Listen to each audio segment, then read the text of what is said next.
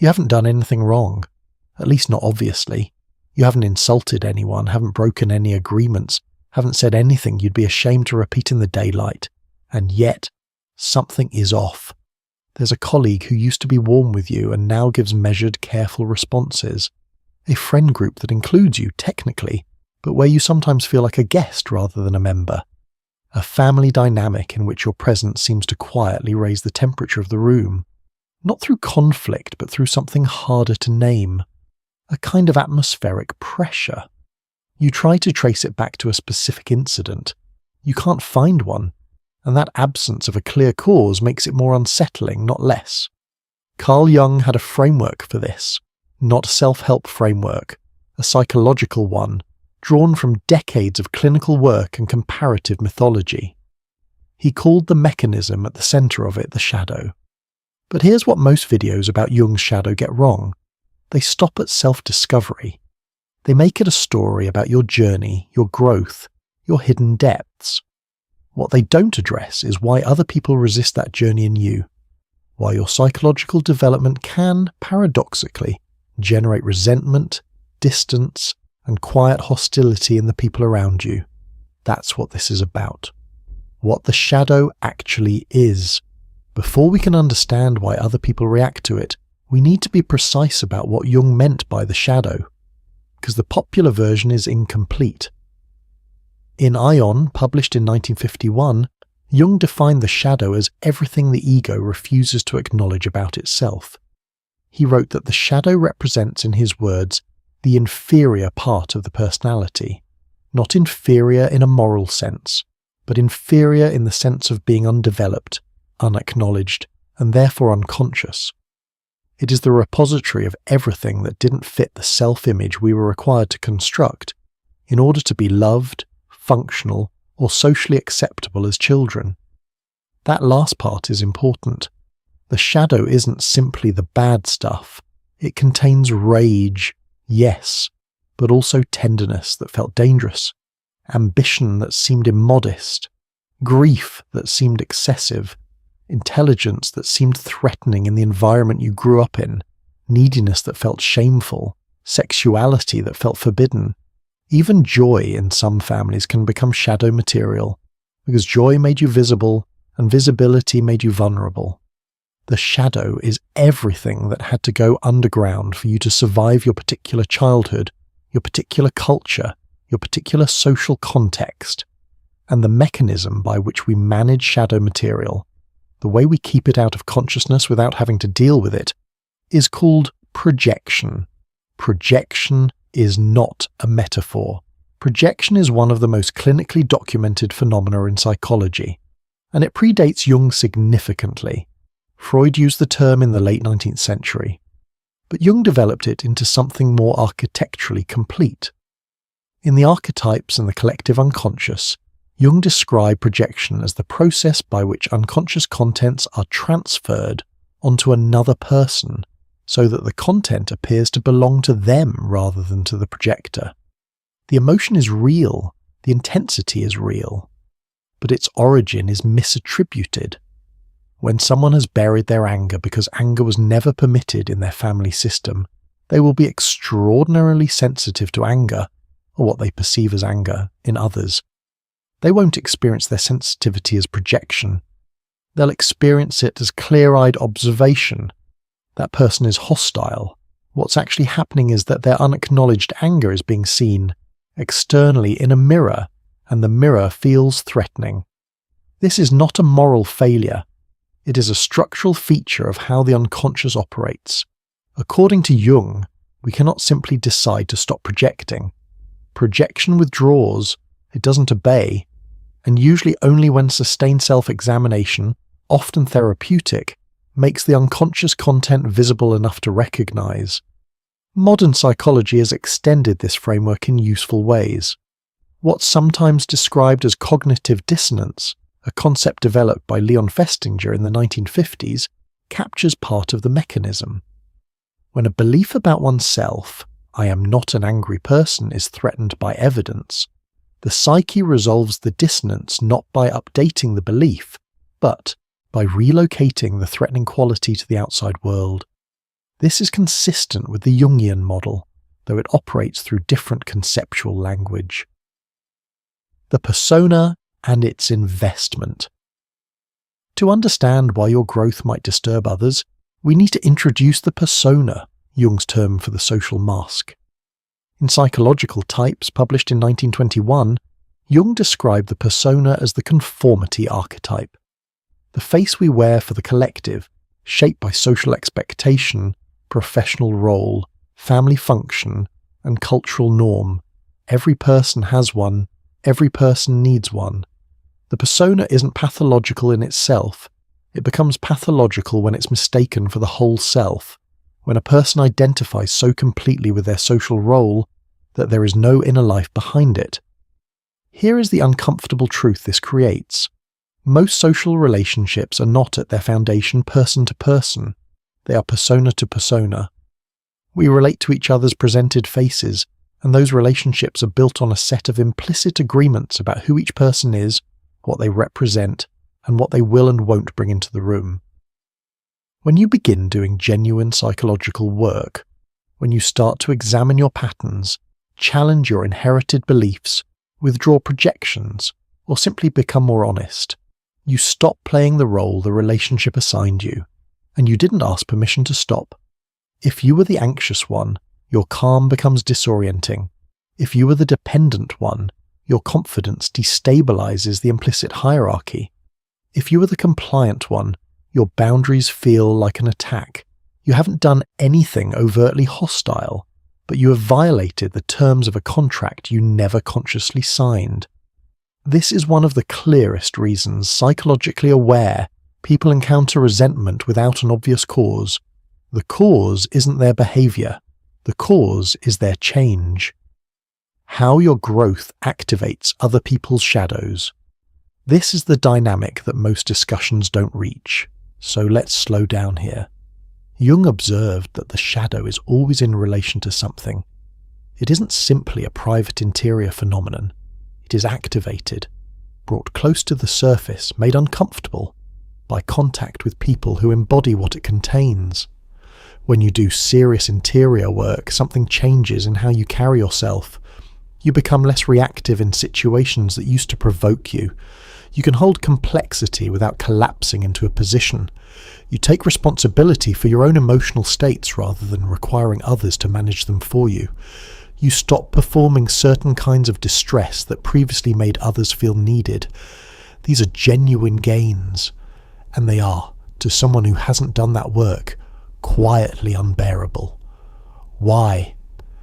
Because your equanimity in a situation that would make them anxious is evidence that the anxiety is not required, that it is a choice, that something else is possible. And that is not a comfortable message to receive when the anxiety is load-bearing, when it structures the person's identity, their relationships, their sense of purpose. Your progress doesn't lecture them. It doesn't need to.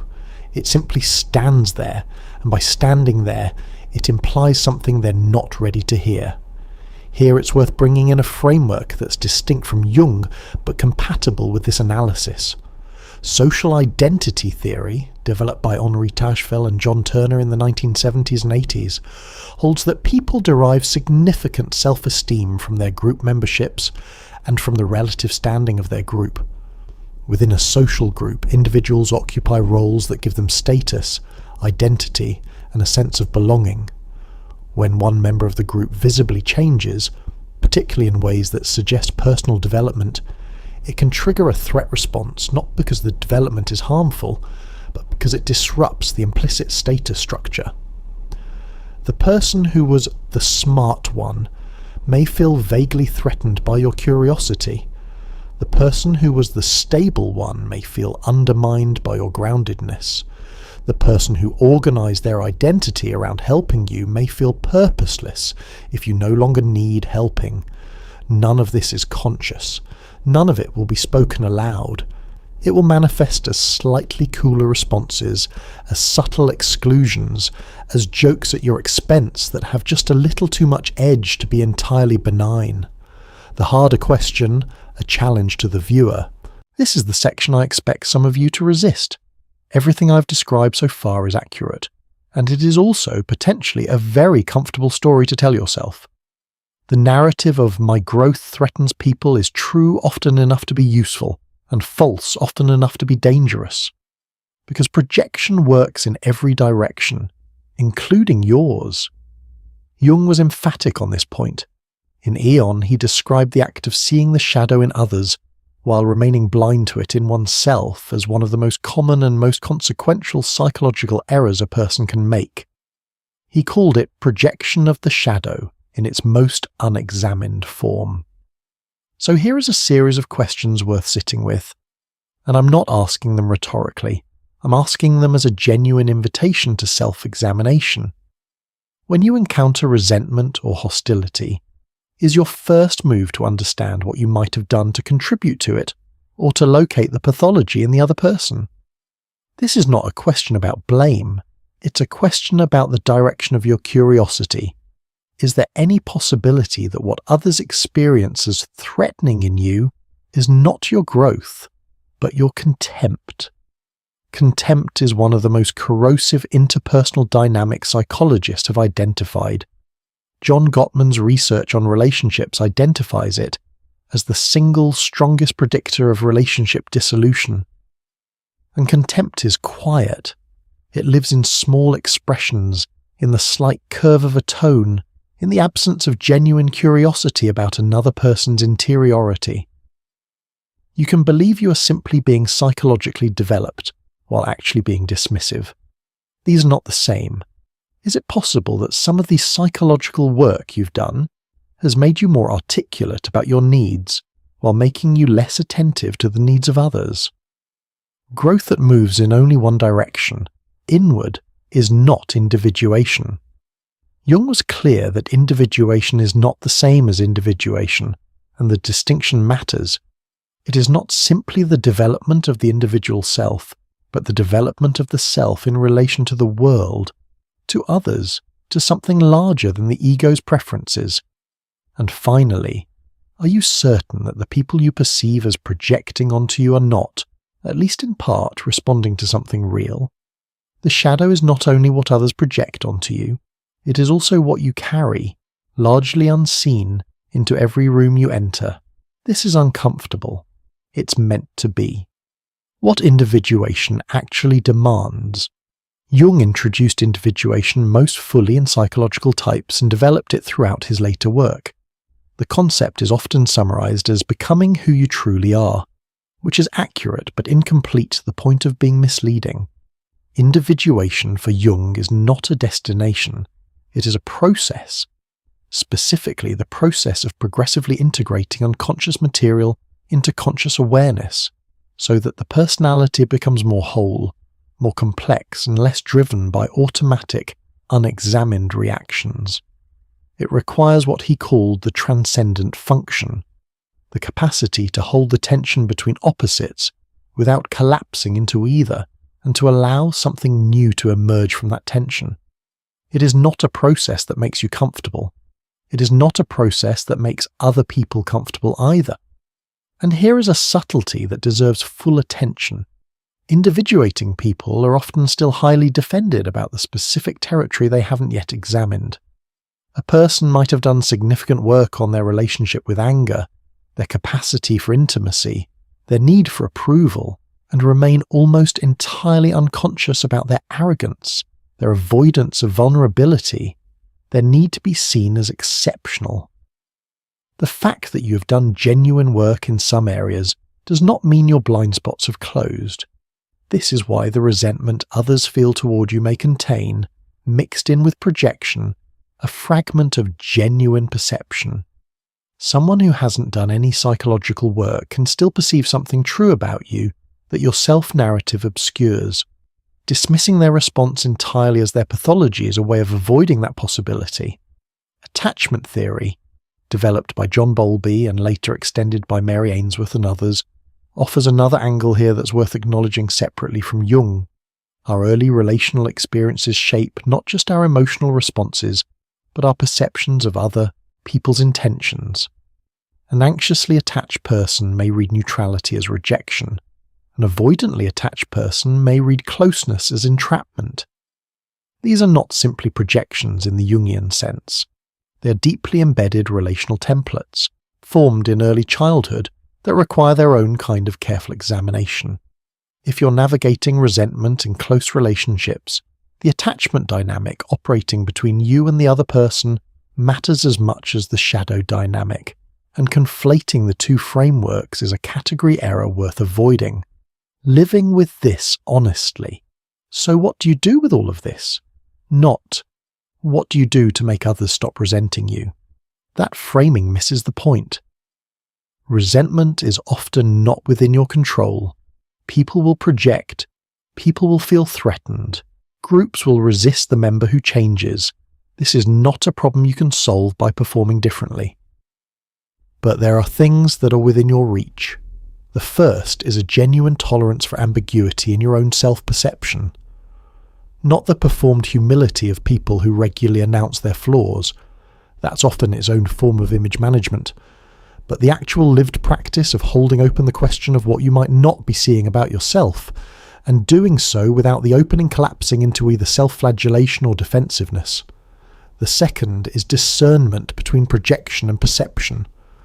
Not everything aimed at you is about the other person. Some of it is information. Learning to sit with criticism long enough to extract what's real in it, before either accepting it wholesale or dismissing it, is one of the harder cognitive skills a person can develop, and it never becomes automatic. The third is what Jung might have called humility before the unconscious, a recognition that regardless of how much work you've done, the unconscious is larger than the conscious mind and faster than your intentions. You will still project. You will still carry material that isn't visible to you. Other people will sometimes be the first to notice it, and their noticing will feel like an attack. Staying curious about those moments, rather than immediately defending against them, is where a great deal of psychological growth actually lives. And the fourth is, perhaps the most quietly radical, extending to others something like the charity you extend to yourself when you explain their reactions as their shadow. Most people doing no formal psychological work are still navigating genuine suffering, genuine complexity, genuine attempts to hold their lives together. They haven't failed to grow. They are growing through different mechanisms on different timelines with different resources. The person whose resentment you've been analysing throughout this video is not, ultimately, your case study. They are a person. Jung wrote, near the end of his life, in Memories, Dreams, Reflections, that the most important question a human being can ask is, am I related to something infinite or not? He didn't mean this in a purely religious sense. He meant something more specific, whether we understand ourselves as part of something larger than our own narrative, whether we can hold the self lightly enough that we're not defending it at the cost of everything else. The shadow work people talk about in self-development circles is real and valuable. The way projection shapes our relationships is real and well documented. The discomfort that genuine growth creates in social systems is real and largely unavoidable. But the endpoint Jung was pointing toward was not a person who has processed enough therapy to be beyond the criticism of others. It was not a person whose growth has been validated by a sufficient number of followers.